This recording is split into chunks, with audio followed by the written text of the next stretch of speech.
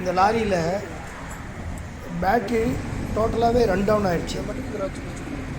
Self மோட்டாரும் ஏதோ problem இருக்குது, உள்ள காயில் ஜாம் ஆகிருக்குன்னு நினைக்கிறேன். அதனால் வண்டியை செல்ஃப் எடுத்ததுக்காக ஒரு பேட்ரி வச்சு ட்ரை பண்ணி பார்த்தாங்க. வண்டி ஸ்டார்ட் ஆகிற மாதிரியே இல்லை.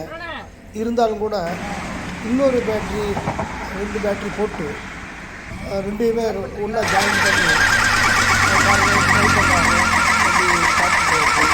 ஆனால் செல்ஃப் எடுக்க மாட்டேங்குது, இன்ஜின் ஸ்டார்ட் ஆக மாட்டேங்குது. இதுலேருந்து என்ன தோணுதுன்னா, இந்த செல்ஃப் மோட்டாரில் காய்கறிலாம் ஜாம் ஆகிருக்கலாம் அப்படிங்கிற சந்தேகம்.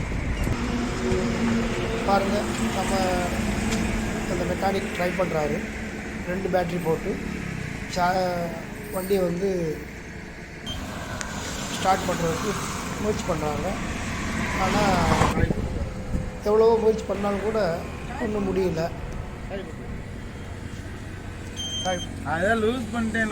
திரும்ப இன்னொரு தடவை சாவி போட்டு இது டிரைவர் சீட்டில் ஸ்டேரிங் கீழே சாவி போட்டு இப்போ ட்ரை பண்ணுறாரு. இந்த பண்ணுறாரு பாருங்க. வண்டி ஸ்டார்ட் ஆகுமா பார்ப்போம்.